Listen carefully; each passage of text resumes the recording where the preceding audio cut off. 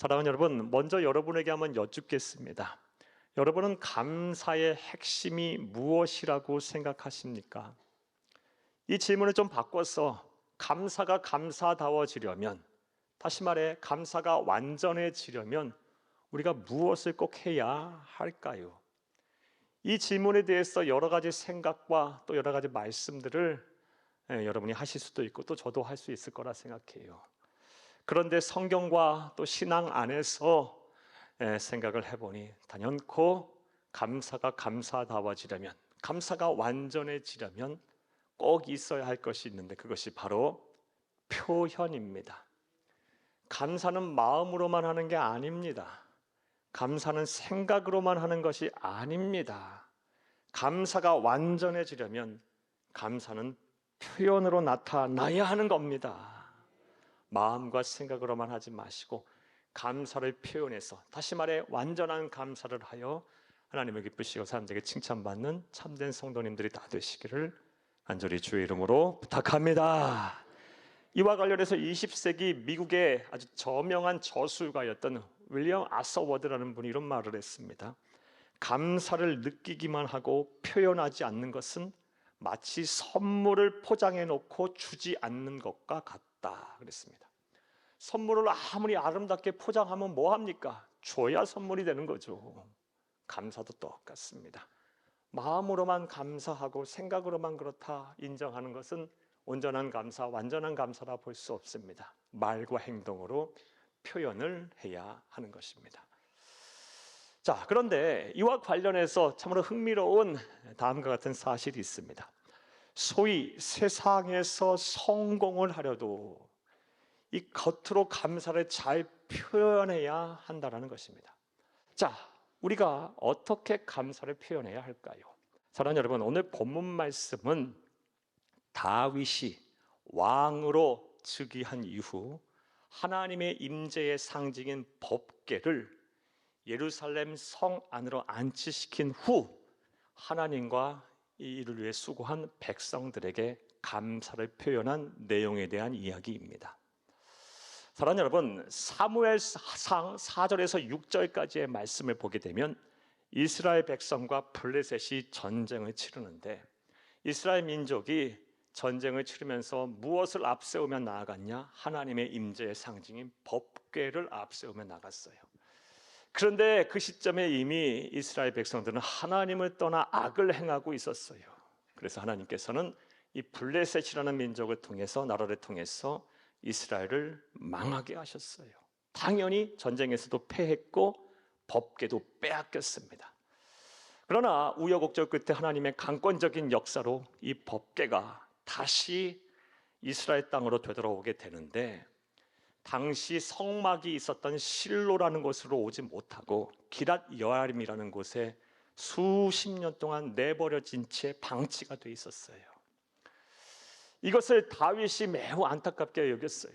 다윗이 왕이 된 이후에 이 방치되어 있는, 내버려져 있는 기랏 여아림에 내버려져 있는 하나님의 임재의 상징, 약속의 상징인 이 법궤를 예루살렘 성으로, 이스라엘의 수도로 가져와야겠다라고 결심을 합니다.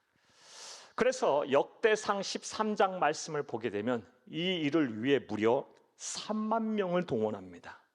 3만 명이라는 사람을 동원해서 이 법궤를 기랏 여아림으로부터 예루살렘 성으로 운반해 오려 합니다. 자, 그런데 그런 운반 과정에서 다윗이 큰 실수를 저지릅니다. 자기 딴에는 아주 화려하게, 아주 잘해서 법궤를 운반하라고 했는데 어떤 실수를 했느냐? 하나님의 말씀대로, 하나님의 규례대로, 말씀대로, 율법대로 이 법궤를 옮기지 않았어요. 하나님께서 민수기 4장 15절 말씀에 이 법궤를 운반할 때는 반드시 법궤의 끈을 달고 제사장들의 어깨에 메어 운반하라고 정해 주셨어요. 그런데 다윗이 어떻게 이 법궤를 운반하느냐? 화려하고 큰 수레를 만들고 힘센 소들로 하여금 이 수레를 끌게 했고 그 수레 위에 법궤를 놓고 운반하게 했어요. 이렇게 하나님의 말씀에 정한 대로 규례대로 운반하지 않으니 당연히 큰 사단이 났어요. 사랑하는 여러분, 역대상 13장 9절에서 14절까지 말씀을 보게 되면 기돈의 타작마당이라는 곳에 이르렀을 때 이 법궤를 운반하는 수레를 끄는 소들이 갑자기 날뛰게 돼요. 그러자 수레 위에 있는 법궤가 땅바닥에 떨어질 위기에 처했고, 그 순간에 법궤를 운반하는 사람 중에 한 사람이었던 우사라는 인물이 이 법궤를 붙잡고 맙니다. 그러자 하나님의 진노와 심판이 임해서 우사가 즉사합니다. 즉사도 그냥 즉사가 아니라 찢어서 하나님이 죽이셨어요. 그런 일들이 일어나자 사람들이 놀라게 됐어요. 다윗도 막 당황하게 되고요. 3만 명의 사람들이 일시에 다 얼어붙어 버렸고요. 더 이상 예루살렘으로 이 법궤를 가져올 수가 없게 됐어요. 그래서 그 게르레아림으로부터 기돈의 타작마당으로부터 가까운 곳에 오벤 에돔이라는 사람의 집으로 잠시 옮기게 됩니다. 이런 일련의 다윗의 실수와 또 과정을 통해서 우리는 다음과 같은 영적인 교훈을 얻게 됩니다. 사랑하는 여러분, 신앙생활은 하나님의 말씀대로 해야 하는 것입니다. 우리가 하는 신앙생활은 하나님이 정하신 규례대로 해야 하는 것입니다. 신앙생활은 하나님께서 세우신 질서대로 해야 하는 것입니다. 그런데 안타깝게도 많은 성도님들이 그렇게 신앙생활을 솔직히 안 하십니다. 내 맘대로, 내 감정이 이끄는 대로 휘둘리는 대로 신앙생활을 하지, 하나님의 말씀대로, 규례대로, 하나님이 세우신 질서대로 하지 않으십니다. 그러면서 권면의 말씀을 드리면 내 신앙은 아무런 문제가 없다라고 말씀들을 하세요. 여러분, 여러분의 신앙은 지금 어디쯤 가고 어떻게 하고 계십니까? 하나님의 말씀대로, 하나님이 세우신 규례대로, 질서대로 신앙생활을 하셔서 하나님을 기쁘시게 하는 참된 신앙인들이 다 되시기를 간곡히 주의 이름으로 부탁합니다. 자, 다시 본문의 배경 설명으로 돌아오겠습니다. 이런 일련의 사건을 통해서 이 법궤가 예루살렘 성으로 오지 못하고 오벤에돔의 집에 있는 그 3개월 동안 다윗이 무엇을 했겠습니까? 하나님의 말씀을 철저히 연구하고 회개하고 연구한 끝에 이제 말씀대로 법궤를 옮기게 됩니다. 역대상 15장 말씀을 보게 되면 제사장들로 하여금 법궤에 끈을 달아 메어 운반하게 하였고요. 6보씩을 한 스텝으로 해서 운반을 하면서 그때마다 제사를 드렸고요. 이 다윗성에 들어오자, 예루살렘 성으로 들어오자 살찐소를 잡아 번제를 드렸어요. 얼마나 다윗이 기뻤던지 예봇을 입고, 제사드릴 때 있는 예봇을 입고 법궤가 들어올 때 마치 어린아이 마냥 막 춤을 추면서 기뻐했어요. 이 말씀 한번 보겠습니다. 사무엘하 6장 14절 함께 읽겠습니다. 다윗이 여호와 앞에서 힘을 다하여 춤을 추는데 그때 왜 다윗이 배 에봇을 입었더라. 아멘. 이후의 말씀을 보게 되면 얼마나 춤을 추고 기뻐하며 뛰었던지 에봇이 벗겨졌어요. 옷이 훌렁 벗겨지는지도 모르는 채 왕의 채통 체면 다 버리고 하나님께 기뻐하였어요. 자, 그리고 나서 이제 법궤가 예루살렘 성에 온전히 안치가 됐습니다. 그리고 오늘 본문 말씀이 이제 시작이 되는 겁니다. 오늘 본문 말씀은 앞서 서두에 말씀드린 것처럼 이렇게 법궤가 예루살렘 성에 도착한 이후에 다윗이 너무 하나님의 은혜에 감사하여 또 이를 위해 수고한 백성들의 노고에 감사해서 감사를 표현한 내용에 대한 기록이 바로 오늘 본문 말씀입니다. 자, 이제 이러한 배경 이해와 본문 내용의 이해를 전제로 한번 생각을 해보겠습니다. 우리의 감사의 표현이 하나님께 영광이 되고 하나님께 기쁨이 되며 또 하나님께 또 복을 받는 감사의 표현이 되려면 우리가 어떻게 감사의 표현을 해야 할까요? 자, 이제부터 따라 하시겠습니다. 첫째로, 정성과 진심을 다해 귀한 것을 드림으로 감사를 표현해야 합니다. 진심과 정성을 다해, 정성과 진심을 다해 귀한 것을 드림으로 감사를 표현해야 합니다. 오늘 보면 1절을 함께 보겠습니다. 하나님의 궤를 메고 들어가서 다윗이 그것을 위하여 친 장막 가운데에 두고 번제와 화목제를 하나님께 드리니라. 아멘. 아멘. 하나님의 임재의 상징인 법궤를 예루살렘 성전 안에 있는 성막 안에 안치를 한 후에 너무 하나님의 은혜에 감사해서 다윗이 한 것이 무엇입니까? 번제와 화목제물을 드렸어요. 살찐 소를 잡아서 귀한 것으로 하나님께 감사의 예물을 드렸어요. 그리고 이어서 역대상 16장 40절 말씀에 보게 되면 이 일을 이제 제사장들이 아침 저녁으로 매일 해요. 하나님의 은혜에 감사해서 귀한 것을 드림으로 감사의 표현을 했습니다. 이러한 감사의 표현은, 귀한 것을 드리는 감사의 표현은 하나님께만 하지 않았어요.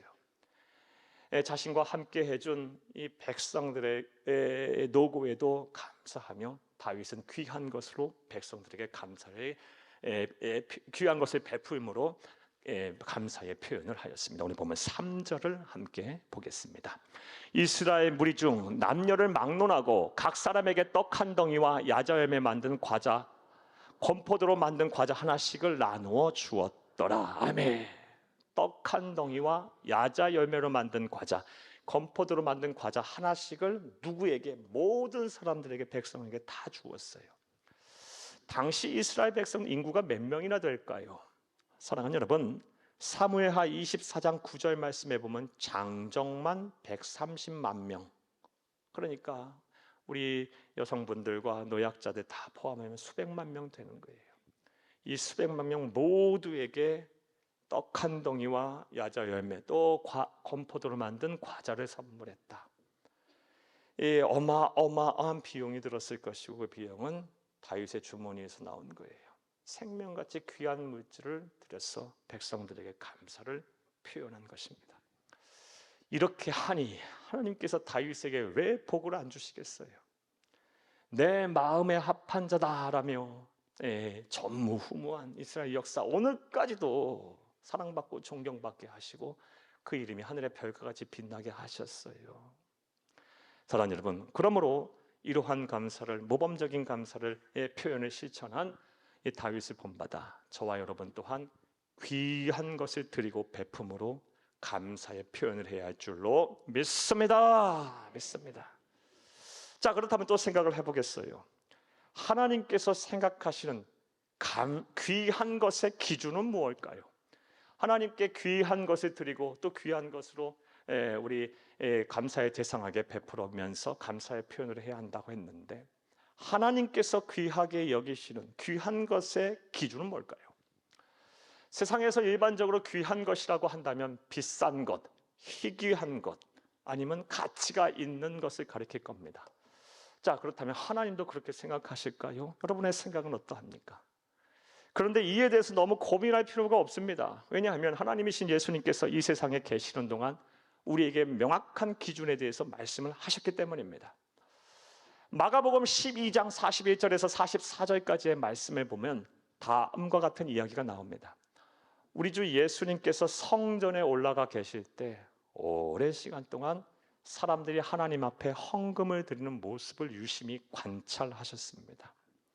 어떤 사람은 부자인 어떤 사람은 많은 예물을 드렸고요, 또 여러 사람들이 하나님 앞에 나와 예물과 헌물을 드렸어요. 자, 그런 사람들 가운데 우리 주 예수님께서 칭찬하신 사람은 따로 있었어요. 누굽니까? 한 과부가 2렙돈을 드렸는데 귀한 것을 드렸다 하면서 칭찬하셨어요. 2렙돈을 오늘날 금액으로 환산을 하면 1,000원 조금 넘을까요? 1,000원. 사랑하는 여러분, 물론 이 1,000원이라는 돈이 누군가에게는 또 큰 돈일 수도 있겠지만 요즘 물가에 1,000원 갖고 뭐 삽니까? 그렇죠? 큰 돈은 아닐 거예요. 그런데 그 1,000원을 드린, 약 1,000원가량의 2렙돈을 드린 과부의 헌금을 보면서 우리 주 예수님은 가장 많이 드렸고 귀한 것을 드렸다고 칭찬하셨어요. 자, 그렇다면 그 이유가 무엇일까요? 마가복음 12장 44절을 함께 보겠습니다. 그들은 다 그 풍족한 중에서 넣었거니와 이 과부는 그 가난한 중에서 자기의 모든 소유 곧 생활비 전부를 넣었느니라 하시니라. 아멘. 이 말씀 또 잘못 해석하면 하나님께서 귀하게 여기시는 것은 생활비 전부를 드리는 거다라고 생각하면 안 돼요. 이렇게 하면 또 잘못된 해석이에요. 우리가 예수님께서 칭찬하신 과부의 헌금 생활, 헌금의 모습을 보면서 주목해야 할 것은 어떻게 과부가 생활비 전부를 드릴 수 있었는가? 그 과부의 마음에 주목을 해야 되는 거예요. 사랑하는 여러분, PC 2랩돈 1,000원밖에 안 되는 그 돈을 과부가 드렸을 때 과부는 오늘 하루 굶어야 될지도 몰라요. 아무것도 못할 수도 있어요. 그런데 그것을 주저함 없이 다 하나님께 드릴 수 있었던 이유가 무엇일까요? 그 마음이 어떤 마음이었을까요? 단언코 하나님의 은혜가 너무 고맙고 감사해서 오늘 하루 쫄쫄 굶는 한이 있더라도 나는 이 하나님의 은혜에 보답해야 한다. 그 은혜가 너무 고맙고 감사해서 정성을 다하여 그 예물을 하나님께 드린 거예요. 그리고 하나님이신 예수님께서는 그 모습을 아시고 마음의 중심을 아시는 분이시기 때문에 가장 귀한 것을 드렸다며 칭찬하신 거예요. 정리하면 하나님이 귀하게 여기시는 예물의 기준은요, 진심을 다하고 정성을 다하는 마음입니다. 마음. 사랑하는 여러분, 감사는 표현할 때 완전해집니다. 어떻게 감사를 표현해야 합니까? 진심을 다하고 정성을 다해서 하나님께 귀한 것을 예물을 드리세요. 그리고 하나님뿐만 아니라 여러분 감사의 대상, 여러분의 감사해야 될 감사를 표현의 대상이 있다면 그분에게도 진심을 다하고 정성을 다해서 귀한 것을 드림으로 감사를 표현하시기를 바랍니다. 마음으로만 생각으로만 하는 것은 불신자들도 할 수 있고 세상 사람들도 할 수 있어요. 우리 그리스도인들은 하나님의 말씀대로 살아야 합니다. 부디 귀한 것을 진심과 정성을 다하여 드림으로 감사를 표현해서 여러분의 감사가 완전해지고 이 완전한 감사를 통해 하늘의 신령한 복과 땅의 기름 주고 받는 귀하고 복된 성도님들이 다 되기를 간절히 주의 이름으로 축복합니다. 자, 우리가 어떻게 감사를 표현해야 합니까? 진심과 정성을 다해 귀한 것을 드림으로 감사를 표현해야 합니다. 또 두 번째로 우리가 어떻게 감사를 표현해야 하나님 기뻐하시는 완전한 감사가 될까요? 따라 하시겠습니다. 둘째로 축복의 기도로 감사를 표현해야 합니다. 축복의 기도로 감사를 표현해야 합니다. 오늘 보면 2절을 함께 보겠습니다. 다윗이 번제와 화목제 드리기를 마치고 여호와의 이름으로 백성에게 축복하고 아멘. 다윗이 번제와 화목제 드리기를 마치고 진심과 정성을 다해 귀한 것을 드림으로 감사를 표현한 후에 거기서 끝난 것이 아니에요. 복의 근원이신 예수 하나님의 이름으로 우리 주 예수 그리스도의 이름으로 백성에게 복을 빌었어요. 백성을 위해 축복 기도를 했어요. 이렇게 함으로 감사를 표현했어요. 사랑하는 여러분, 그러므로 우리도 이러한 모범적인 감사의 표현을 우리에게 보여준 다윗을 본받아 복의 근원이신 하나님의 이름으로 축복 기도를 함으로써 우리 감사를 표현할 대상에게 감사를 표현해야 할 줄로 믿습니다. 감사를 표현해야 감사가 완전해져요. 축복 기도를 함으로 하나님의 이름으로 복을 비는 기도를 함으로 여러분 감사를 표현하세요. 그리스도인이 해야 할 일 특권이에요. 자, 말씀드렸다시피 이거는 반드시 해야 할 일입니다. 해도 되고 안 해도 되고의 일이 아닙니다. 그리스도인이라면 반드시 해야 합니다. 왜냐하면 우리 주 예수님께서 우리에게 명령하신 내용이기 때문에 그래요.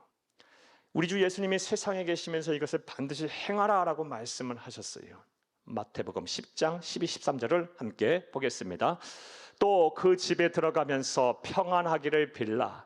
그 집이 이에 합당하면 너희 빈 평안이 거기 임할 것이요 만일 합당하지 아니하면 그 평안이 너희에게 돌아올 것이니라. 아멘. 이 말씀은 예수님께서 제자들을 둘씩 파송하면서 복음을 전하라라고 말씀하시면서 가장 먼저 뭐부터 해라?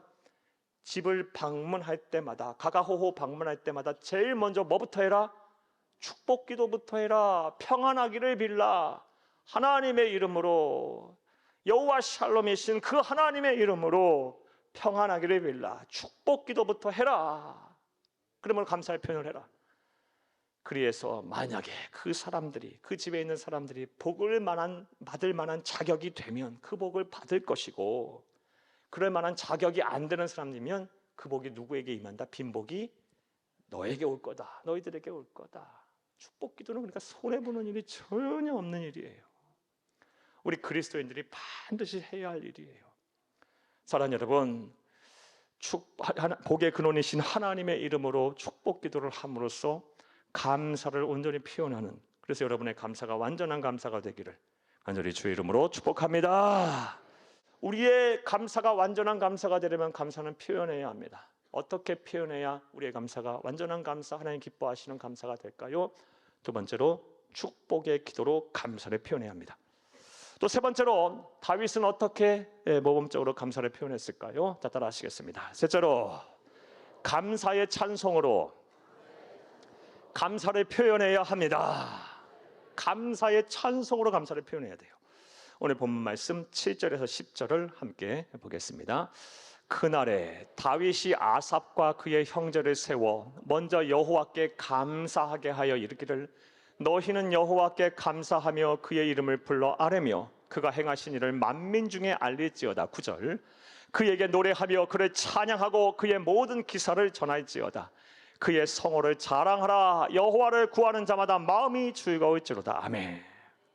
예, 다윗은요 먼저 진심을 다해 정성을 다해 귀한 것을 하나님께 그리고 백성들에게 드리고 베품으로 감사를 표현했고, 복의 근원이신 하나님의 이름으로 축복 기도를 함으로써 감사를 표현했으며, 거기서 그치는 것이 아니라 감사의 찬송을 부름으로 감사를 표현했어요. 사랑하는 여러분, 그러므로 이러한 영적 거장 모범적인 신앙인 우리보다 앞서 이 감사의 표현을 제대로 한 이 참된 신앙인의 이 어떤 다윗을 본받아 저와 여러분 또한 하나님의 나라 가는 그날까지 감사의 찬송으로 우리 하나님을 영화롭게 하고 또 감사의 표현하는 저와 여러분이 되어야 할 줄로 믿습니다. 그런데 우리가 이 다윗에게서 더 주목해야 할 점은 다윗의 이런 감사와 찬송, 감사의 표현이 일시적이거나 단발성에 그친 것이 아니라는 점입니다. 또한 다윗은 감사의 조건이 있을 때만 감사의 찬송을 부르지 않았어요. 심지어 도저히 어떻게 저런 상황 속에서도 감사하냐, 어떻게 저런 상황 속에서도 감사의 찬송을 부를 수 있느냐 라고 여기 그런 상황 속에 놓였을 때도 태연하게 의연하게 그는 감사의 찬송을 부르며 감사의 표현을 했어요. 이것을 어떻게 알 수 있습니까? 그가 지은 시편 송도를 보면 알 수 있어요. 시편은 총 150편으로 구성이 되어 있는 편집된 책입니다. 하나님의 말씀이에요. 그 가운데 90편가량이 다윗이 쓴 시예요. 그래서 우리는 시편을 가리켜서 대체로 다윗의 시편이라고 말해요. 그런데 이 90편의 시편을 보면 하나같이 고난 중에 쓴 시예요. 찬송한 시예요. 그리고 그 고난 중에 찬송을 했음에도 불구하고 마지막은 항상 여호와를 찬양하라, 여호와께 감사하라, 그는 선하시며 위대하시도다. 도저히 감사할 수 없는 상황에서 이런 찬송치 90편가량의 시를 써요. 예를 한번 들어볼까요? 중병에 걸려서 막 힘들어할 때 그런 시편들 많아요. 다윗의 시편 가운데. 자녀가 죽었어요. 얼마나 힘들겠어요. 그런 가운데서도 막 여호와를 찬양하고 감사하다 하면서 찬송시를 쓰고요.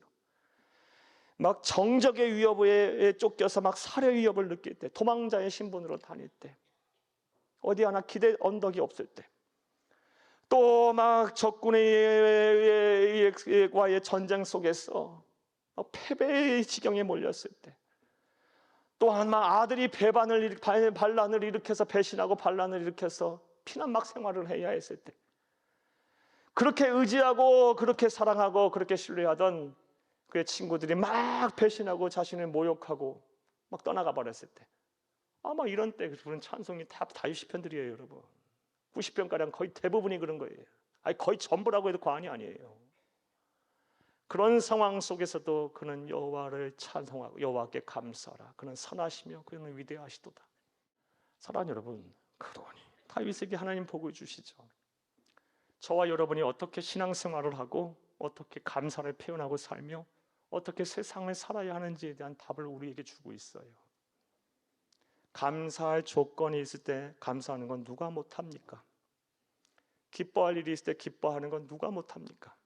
그러나 우리는 그리스도인들입니다. 천국을 소유한 사람들입니다. 우리 주 예수 그리스도와 동행하는 사람들입니다. 세상을 살지만 이미 영생을 소유한 사람들입니다. 천하 우주 만물을 창조하신 창조주 하나님을 아바 아버지라고 부르고 있는 사람들입니다. 그렇다면 뭐라도 하나는 달라야 하지 않겠습니까?